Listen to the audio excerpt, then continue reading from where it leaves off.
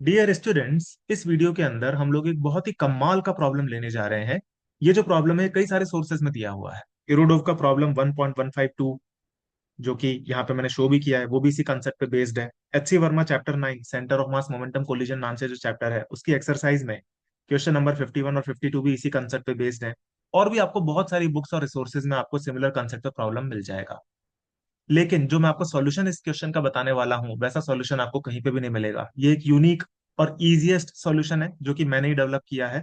और इस सॉल्यूशन से सारे के सारे प्रोफाइल ऑफ क्वेश्चंस जो कि इस क्वेश्चन के अराउंड बनते हैं वो सब आपसे इजीली सॉल्व हो जाएंगे। और एक कमाल की बात मैं आपको ये बताना चाहता हूँ, मैक्सिमम जगहों पर, इनफैक्ट सारी जगहों पर जो इसका सॉल्यूशन दिया गया है वो सेंटर ऑफ मास के फ्रेम को यूज करके दिया गया है। मैं जो आपको इसका सॉल्यूशन बताने वाला हूँ उसके अंदर मैं सेंटर ऑफ मास का फ्रेम भी यूज नहीं करूंगा। तो कितना मजा आ जाने वाला है। सेंटर ऑफ मास फ्रेम एक भारी कंसेप्ट है, बच्चों को थोड़ा उससे डर लगता है। मैक्सिमम बच्चों को तो पता ही नहीं है कि ऐसा कोई फ्रेम भी होता है। और जो बच्चे जानते हैं उनको भी पता है कि सेंटर ऑफ मास के फ्रेम में जाकर के अगर आप इस क्वेश्चन को करते हो तो ये कितना लंबा और डिफिकल्ट हो जाता है। ठीक है ना, लेकिन हम लोग ऐसा कुछ भी नहीं करने वाले हैं। हम लोग बिना सेंटर ऑफ मास के फ्रेम को यूज किए इस क्वेश्चन को सॉल्व कर देंगे। ठीक है, तो चलिए हम पहले क्वेश्चन को समझ लेते हैं। क्वेश्चन हमको ये दिया गया है कि मान लीजिए हमारे पास में ये M1 और M2 दो ब्लॉक्स हैं। इनके बीच में एक स्प्रिंग है जो कि इनिशियली रिलैक्स्ड है, इसका स्प्रिंग कांस्टेंट है कि ग्राउंड स्मूथ है। M1 के ऊपर लेफ्ट में फोर्स लग रहा है F1, M2 के ऊपर राइट में फोर्स लग रहा है F2। ठीक है, तो हमसे पूछा गया है कि इनिशियली दोनों ब्लॉक रेस्ट पे हैं, स्प्रिंग भी रिलैक्स्ड है, और ये F1 F2 के कारण ये जो पूरा का पूरा सिस्टम है ये कुछ मोशन करेगा। तो हमको बताना है कि सिस्टम के मोशन के दौरान स्प्रिंग के अंदर मैक्सिमम कंप्रेशन और मैक्सिमम एक्सटेंशन कितना होगा। ठीक है, तो ये दिया हुआ है initially the spring is relaxed, find the maximum extension and maximum compression in the spring, ये क्वेश्चन है। ठीक है, मैं होप कर रहा हूँ आपको ये क्वेश्चन क्लियर हो गया होगा। अब देखिए इरोडोव के अंदर जो क्वेश्चन दिया हुआ है वो इसका लोअर वर्जन है। ये मैंने आपको दिखा रखा है यहाँ पे इरोडोव वाला question.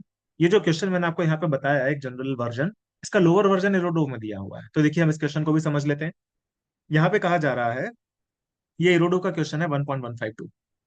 Two bars connected by a weightless spring of stiffness x. Irodov के अंदर वो स्प्रिंग कांस्टेंट को एक्स से रिप्रेजेंट करते हैं पर हम लोग के यूज करेंगे। And length in the non-deformed state L naught rests on a horizontal plane. A constant horizontal force F starts acting on one of the bars as shown in the figure 1.40. Find the maximum and minimum distances between the bars during the subsequent motion of the system. If the masses of the bars are equal and they are not equal, they are M1 and M2. ठीक है, ये question है और आपके सामने diagram है। अब आप खुद भी एनालाइज कर सकते हो कि ये तो एक लोअर वर्जन हुआ ना इस क्वेश्चन का, क्योंकि यहाँ पे तो हमने दोनों साइड फोर्स लगाया है। ये इरोडो वाले क्वेश्चन में उन्होंने केवल एक ही साइड पे फोर्स लगाया है। यानी कि अगर आपने ये वाला वर्जन कर लिया दोनों साइड पे फोर्स वाला तो आपसे इरोडो का क्वेश्चन भी सॉल्व हो जाएगा। तो हम यही वाला जो एडवांस वर्जन है इसको करेंगे हम लोग। ठीक है, तो अब मैं आपसे रिक्वेस्ट करूंगा कि आप एक बार वीडियो को पॉज करके खुद से इस क्वेश्चन को अपने लेवल पर ट्राई कर लीजिए, उसके बाद में आप मेरे सॉल्यूशन से लर्न कीजिए। तो चलिए हम इसका सॉल्यूशन देखते हैं। देखिए इस क्वेश्चन को जब मैंने कई सालों पहले पहली बार सॉल्व किया था, तब मैंने ये सोचा कि अगर मान लीजिए हमारे पास में एक सिंपल प्रॉब्लम होती कि ये एक ब्लॉक है, लेफ्ट साइड में एक दीवार है जिससे वो एक स्प्रिंग से बंधा हुआ है, स्प्रिंग इनिशियली रिलैक्स्ड है और उसके ऊपर हम ब्लॉक पे फोर्स लगाने लगते हैं एफ। तो स्प्रिंग का मैक्सिमम एक्सटेंशन कितना होगा। अगर एक सिंपल प्रॉब्लम होती तो इसको हम इजीली सॉल्व कर लेते, है कि नहीं। यहाँ पे अगर मान लीजिए मैं आपसे पूछूं आप इसको कैसे सॉल्व करते तो आप क्या जवाब दोगे। आप ये बोलोगे कि सर यहाँ पे अपन क्या करेंगे कि पूरे सिस्टम पे वर्क एनर्जी थ्योरम लगा देंगे। Work done by force F plus work done by the spring is equal to change in kinetic energy of the block. और जब मैक्सिमम एक्सटेंशन होगा तब kinetic energy of the block will be zero, initial तो zero थी ही। तो यहाँ पे जब हम डेटा पुटअप करेंगे तो हमको आंसर मिल जाएगा, एक दो लाइन में क्वेश्चन सॉल्व हो जाता है। ठीक है नहीं, तो ये सिंपल वर्जन तो आप जानते हो इजीली सॉल्व हो जाता है। लेकिन यहाँ पर जो हमें प्रॉब्लम गिवन है उसके अंदर M1 और M2 दो ब्लॉक्स हैं और दोनों मूव कर रहे होंगे। इसके कारण ही तो कॉम्प्लेक्सिटी आ रही है। तो अगर हम इसके M1 के फ्रेम में चले जाएं तो क्या होगा, M1 रुक जाएगा और M1 के फ्रेम में वो दीवार जैसा बिहेव करने लगेगा और M1 के फ्रेम में केवल M2 चलता हुआ नजर आएगा। तो हम बोल सकते हैं कि अगर हम M1 के फ्रेम में चले गए तो हम इस कॉम्प्लेक्स प्रॉब्लम को इस सिंपल प्रॉब्लम में रिड्यूस कर सकते हैं। तो यही काम हम इस क्वेश्चन में करने वाले हैं, हम इसको M1 के फ्रेम में करेंगे। ना हम इसको ग्राउंड के फ्रेम में करेंगे ना सेंटर ऑफ मास के फ्रेम में करेंगे, हम इसको M1 के फ्रेम में कर देंगे। और आप देखिए M1 के फ्रेम में जैसे ही आप जाते हो ये क्वेश्चन कितना सिंप्लीफाई हो जाता है, बहुत इजीली हो जाता है और मजा आ जाता है एकदम। देखिए अब इसको कैसे करेंगे। तो अपन M1 के फ्रेम में जाएंगे, तो मैंने आपको बैकग्राउंड स्टोरी तो समझा दी कि M1 के फ्रेम में जाने से हमको फायदा क्या होगा, है ना। वो दीवार की तरह बिहेव करने लगेगा और इस सिंपल प्रॉब्लम में रिड्यूस हो जाएगा। अब देखो M1 जो है वो एक एक्सेलरेटेड ब्लॉक है। तो यानी कि अगर हम M1 के फ्रेम में जाएंगे तो वो एक नॉन इनर्शियल फ्रेम होगा। तो यानी कि हमको M2 के ऊपर सूडो फोर्स भी लगाना पड़ेगा फिर, क्योंकि M1 एक्सिलरेटेड है कि नहीं। तो यहाँ पे अपन पहले M1 का एक्सिलरेशन निकाल लेते हैं। तो मान लेते हैं वो लेफ्ट डायरेक्शन में है, तो उसकी वैल्यू कितनी हो जाएगी, F1 माइनस के एक्स बाय M1। ये के एक्स कहाँ से आ गया, हमने मान लिया कि एक इंस्टेंट पर जो स्प्रिंग के अंदर एक्सटेंशन था वो एक्स था, तो M1 के ऊपर राइट डायरेक्शन में फोर्स लग रहा होगा के एक्स का। तो जो नेट फोर्स होगा M1 के ऊपर वो होगा F1 माइनस के x towards the left, divided by M1 जो होगा, ये हो जाएगा acceleration of M1 in the left direction, है कि नहीं। तो ये हमारे पास में आ गया acceleration of M1 towards the left. अब हम अगर M1 के फ्रेम में जाना चाहते हैं तो हमको क्या, इसीलिए हमने A1 की वैल्यू निकाल के रखी, क्योंकि अगर हम M1 के फ्रेम में जाएंगे तो हमको सूडो फोर्स लगाना पड़ेगा M2 के ऊपर, और वो सूडो फोर्स में हमको एक्सेलरेशन ऑफ M1 की जरूरत पड़ेगी, इसलिए हमने एक्सेलरेशन ऑफ M1 को निकाल के रख लिया। अब हम FBD of free body diagram of M2 बनाते हैं M1 के फ्रेम में। तो M1 के फ्रेम में अगर अपन M2 का फ्री बॉडी डायग्राम बनाएंगे, तो देखो राइट साइड में F2 तो लग ही रहा था, लेफ्ट डायरेक्शन में स्प्रिंग का फोर्स लग रहा होगा, एक पर्टिकुलर इंस्टेंट पे हमने मान रखा है स्प्रिंग में एक्सटेंशन एक्स है, तो के एक्स का फोर्स आ जाएगा, और एक आ जाएगा pseudo force M2 into A1। मैं होप कर रहा हूं आप जानते होंगे सूडो फोर्स किस तरह से लगते हैं, ठीक है ना। अब देखो ये क्वेश्चन में हम क्या करेंगे कि सिंपली जो तीन फोर्सेस हैं के एक्स F2 और M2 A1 जो कि सूडो फोर्स है, इन तीनों के वर्क निकाल करके हम change in kinetic energy of M2 कर देंगे, यानी कि हम M1 के फ्रेम में M2 के ऊपर वर्क एनर्जी थ्योरम लगा देंगे, है ना। M1 के फ्रेम में M2 के ऊपर वर्क एनर्जी थ्योरम, और M1 के फ्रेम में जब M2 की काइनेटिक एनर्जी जीरो हो जाएगी, मतलब उसकी वेलोसिटी जीरो हो जाएगी, तभी मैक्सिमम एक्सटेंशन होगा। तो इनिशियल जो स्पीड थी M2 की M1 के फ्रेम में, वो तो जीरो ही थी, और फाइनली भी जब वो जीरो हो जाएगी तब मैक्सिमम एक्सटेंशन होगा, इसीलिए हमने चेंज इन काइनेटिक एनर्जी में जीरो माइनस जीरो लिखा है M2 के लिए। ये जो हम वर्क एनर्जी थ्योरम लगा रहे हैं, ये हम इन फ्रेम ऑफ M1 लगा रहे हैं। सारा सॉल्यूशन M1 के फ्रेम में है, तो वर्क एनर्जी थ्योरम भी M1 के फ्रेम में लगेगी। यहाँ से आपको, मैं होप कर रहा हूँ समझ में आया होगा कि वर्क एनर्जी थ्योरम को हम अलग अलग फ्रेम्स में भी लगा सकते हैं, जरूरी नहीं है कि ग्राउंड के फ्रेम में लगाया जाए। तो हमने M1 के फ्रेम में वर्क एनर्जी थ्योरम लगा दी है, ठीक है। तो हम लिखेंगे कौन कौन से फोर्सेस का वर्क होगा, work done by spring force, work done by F2 plus work done by pseudo force is equal to change in kinetic energy of M2। Maximum extension के टाइम पे M2 की काइनेटिक एनर्जी जीरो होगी, initial तो zero थी, तो zero minus zero आ गया, ठीक है। अब इसको आगे सिंप्लीफाई करते हैं। यहाँ पे हमने वही फ्री बॉडी डायग्राम को और इस बेसिक इक्वेशन को दोबारा लिख लिया है, अब इसकी वैल्यूज पुटअप करते हैं। हमको पता है कि work done by the spring force जो होता है वो हाफ के x initial square minus x final square होता है। तो यहाँ से हमारे पास में ये वैल्यू हमने पुटअप कर दी। F2 के द्वारा जो वर्क होगा, क्योंकि F2 एक कांस्टेंट फोर्स है, तो उसका work simply F2 into x max हो जाएगा। और work done by pseudo force हमको निकालना है, सूडो फोर्स की वैल्यू है M2 इंटू A1। ये एक वेरिएबल सूडो फोर्स है, इसलिए इसको इंटीग्रेशन से निकालना पड़ेगा। वेरिएबल सूडो फोर्स ये कैसे पता लगा, देखो A1 के अंदर एक्स भी आ रहा है, इक्वेशन नंबर 1 में देखो A1 के अंदर एक्स भी आ रहा है, यानी कि जो A1 है वो वेरिएबल है, यानी कि जो M2 A1 होगा ये भी वेरिएबल होगा, तो ये वेरिएबल फोर्स है। वेरिएबल फोर्स का वर्क ऐसे ही निकाला जाता है इंटीग्रेशन करके, है ना, is equal to zero minus zero. तो ये हमने सूडो फोर्स का वर्क लिख दिया।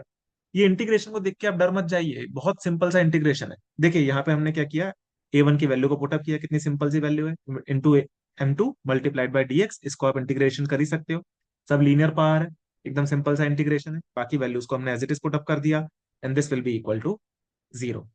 तो जब आप इसको सिंप्लीफाई करते हो, ये हमने सेम एक्सप्रेशन को यहाँ पे दोबारा लिखा है, और जब आप इसको सिंप्लीफाई करते हो तो आपके पास में ये एक्सप्रेशन आ जाता है इज इक्वल टू जीरो। आप देख सकते हो इस एक्सप्रेशन में से एक एक्स मैक्स तो कॉमन आ रहा है, तो उसकी वैल्यू आ जाएगी हमारे पास में जीरो। और जब आप इसको फर्दर सिंप्लीफाई करते हो और आप सॉल्व करते हो, तो दूसरी आपके पास में एक्स मैक्स की वैल्यू आ जाती है ये, क्योंकि ये क्वाड्रेटिक इक्वेशन थी, तो इसलिए आपको एक्स की यहाँ पे दो वैल्यूज आई हैं। अब देखो इन दो वैल्यूज का मीनिंग क्या है, इसको हमें इंटरप्रेट करना पड़ेगा। ये जो एक्स मैक्स आया है ये मैक्सिमम एक्सटेंशन के लिए आया है, मैक्सिमम एक्सटेंशन, ठीक है। और ये जो एक्स मैक्स आया है ये मैक्सिमम कंप्रेशन के लिए आया है, मैक्सिमम कंप्रेशन। अब ये मुझे कैसे पता लगा कि ऊपर वाली वैल्यू मैक्सिमम एक्सटेंशन के लिए है और नीचे वाली वैल्यू मैक्सिमम कंप्रेशन के लिए है। पहली बात तो यह है कि जो कम होगा वो कंप्रेशन के करस्पॉन्डिंग रहा होगा, जो एक्सटेंशन है वो ज्यादा के करस्पॉन्डिंग रहा होगा, एक तो आप ये भी बोल सकते हो। प्लस आप इसको इंट्यूटिवली भी, मैं आपको भी समझाऊंगा थोड़ी सी देर में कि हमने ये कैसे पता किया। इसमें देखिए एक और बात आप ये समझिए कि ये इक्वेशन हमको दो रूट्स क्यों दे रही है। मैथमेटिकली हम इसको समझते हैं कि ये इक्वेशन हमको दो रूट्स क्यों दे रही है।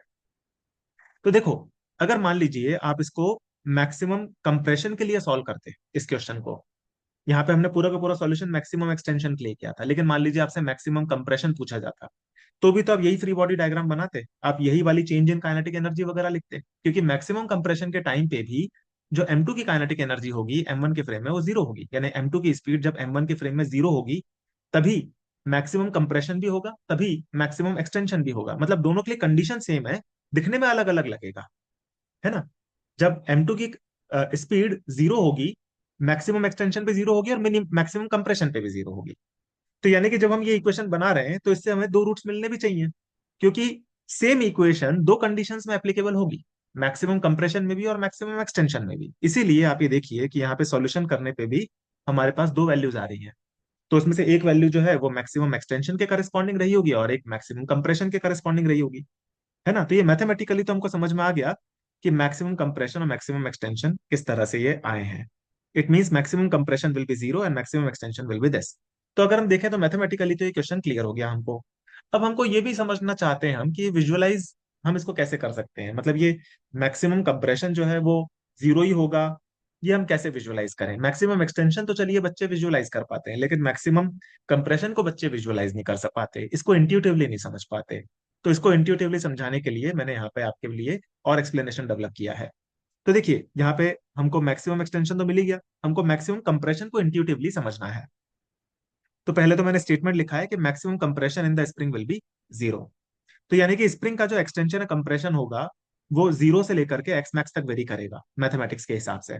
अब इसको अपन समझने की कोशिश करते हैं डायग्रामेटिकली। तो देखिए हमको पता है कि हम M1 के फ्रेम में चले गए हैं तो वो तो दीवार की तरह बिहेव करेगा, और M2 की इनिशियल वेलोसिटी जीरो थी और उसके ऊपर फोर्सेस लग रहे थे ये F2 M2A1 जो कि सूडो फोर्स है, और लेफ्ट डायरेक्शन में स्प्रिंग फोर्स। इनिशियली तो स्प्रिंग फोर्स जीरो था, धीरे धीरे बढ़ेगा, है कि नहीं।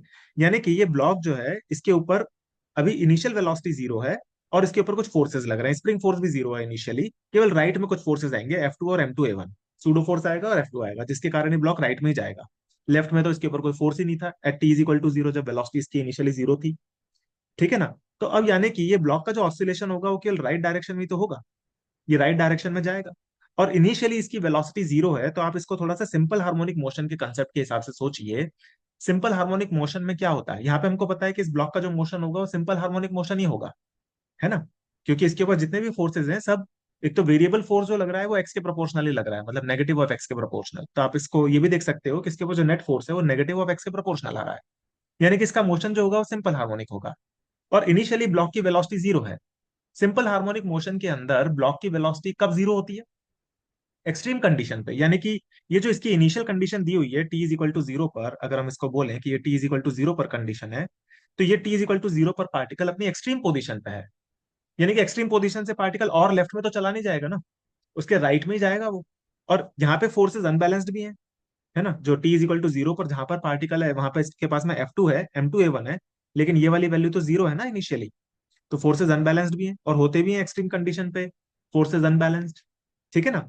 तो यानी कि ये पार्टिकल राइट में जाएगा, फिर ये इक्विलिब्रियम कंडीशन पे आएगा जहां पर नेट फोर्स इसके ऊपर होगा जीरो, और फिर ये और राइट में जाएगा क्योंकि यहाँ पर इसकी वेलोसिटी रही होगी मैक्सिमम। फिर ये और राइट में जाएगा और फिर ये एक्सट्रीम कंडीशन पे पहुंचेगा जहां पे इसकी वेलोसिटी हो जाएगी जीरो। तो जहां पे ये इनिशियली था वहां से लेकर के इस एक्सट्रीम कंडीशन तक की एक्सटेंशन को हम लोग मैक्सिमम एक्सटेंशन बोल रहे हैं, ठीक है ना। अब हमको ये पता है कि जहां पे इसने स्टार्ट ही अगर एक्सट्रीम पोजीशन से किया था तो उस एक्सट्रीम के और लेफ्ट में तो ये चला नहीं जाएगा वापस जब लौट के आएगा। इसीलिए इसका जो मैक्सिमम कंप्रेशन होगा वो जीरो ही होगा, ठीक है ना। तो ये चीज हमने सिंपल हार्मोनिक मोशन के कंसेप्ट की हेल्प से भी समझ ली इंट्यूटिवली। बाकी मैथमेटिकली तो हमको समझ में आ ही गई थी, है ना। तो मैथ्स जो होती है वो ब्लाइंड होती है। आप जब ये इक्वेशन बना रहे हैं तो उसके अंदर आपने इक्वेशन को ये तो बताया नहीं है कि आप मैक्सिमम के लिए सॉल्व कर रहे हो, मतलब मैक्सिमम एक्सटेंशन के लिए सॉल्व कर रहे हो या मैक्सिमम कंप्रेशन के लिए। तो इक्वेशन ने आपको दोनों आंसर दे दिए और हमको चाहिए भी थे दोनों आंसर। तो देखो ये क्वेश्चन तो यहाँ पे सॉल्व हो गया और हमको इंट्यूटिवली भी ये सब कुछ समझ में आ गया, है ना। तो यहाँ पे हमसे पूछा गया था मैक्सिमम एक्सटेंशन और मैक्सिमम कंप्रेशन कितने होंगे, तो वो हमने यहाँ पे सॉल्व कर लिए। अब हम आते हैं इरोडो वाले क्वेश्चन पे। ये इरोडो वाला क्वेश्चन है। इरोडो वाला क्वेश्चन तो बल्कि और सिंपलर वर्जन है। इसके अंदर हम क्या करेंगे, F2 की जगह रख देंगे F और F1 की जगह हम रख देंगे जीरो।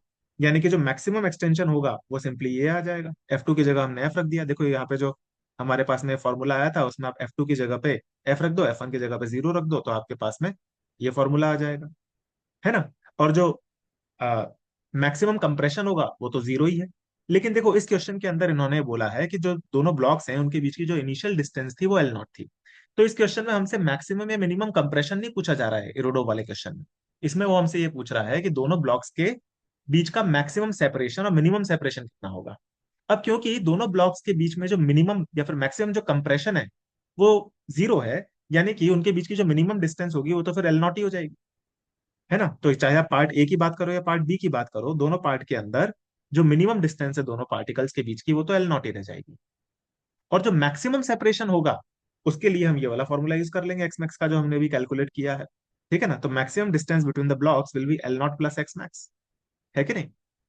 तो यहाँ पे अपन ये बोल सकते हैं कि अगर M1 और M2 दोनों बराबर हैं तो यहाँ पे आप क्या करो, एक्स मैक्स के अंदर M1 और M2 को दोनों को बराबर रख दो, तो आपके पास में सिंपली ये आ जाता है, maximum distance between the blocks will be L nought plus F by K, and minimum distance between the blocks will be simply L nought, क्योंकि मैक्सिमम कंप्रेशन की वैल्यू जीरो है। और जब M1 और M2 बराबर नहीं है तो आपके पास में maximum distance between the blocks ये हो जाएगी, minimum distance between the blocks zero हो जाएगी, है कि नहीं। तो ये क्वेश्चन सॉल्व हो गया। तो देखिए एक ही क्वेश्चन की हेल्प से हमने कितने सारे वर्जन्स इसके सॉल्व कर लिए। इसके और भी वर्जन्स आपको मिलेंगे अलग अलग बुक्स में, और अगर आपको ये वाला मेथड क्लियर है तब सारे के सारे वर्जन्स को इजीली कर पाएंगे। ठीक है स्टूडेंट्स, तो मैं होप कर रहा हूँ कि आपको ये क्वेश्चन पूरा का पूरा क्लियर हो गया होगा कि हमने बिना सेंटर ऑफ मास के फ्रेम में जाए इस क्वेश्चन को कैसे इजीली सॉल्व किया। ठीक है, तो इस तरीके के स्मार्ट मेथड्स आप लोगों को आने चाहिए। ठीक है स्टूडेंट्स, अगर आप सिमिलर टाइप के प्रॉब्लम्स और कॉन्सेप्ट्स और ज्यादा सीखना चाहते हैं तो आप मेरी यूट्यूब चैनल को फर्दर एक्सप्लोर कीजिए। इसके अंदर मैंने बहुत सारी प्लेलिस्ट क्रिएट की हुई हैं, बहुत सारे अलग अलग प्रॉब्लम्स के ऊपर, अलग अलग चैप्टर्स के ऊपर, तो आप डिफरेंट कंसेप्ट्स को भी सीख सकते हैं और एडवांस प्रॉब्लम्स भी आप मेरे यूट्यूब चैनल पर सॉल्व कर सकते हैं। ठीक है स्टूडेंट्स, तो सिमिलर कॉन्सेप्ट्स और प्रॉब्लम्स के साथ में हम लोग मिलेंगे नेक्स्ट वीडियो में। Thank you, bye.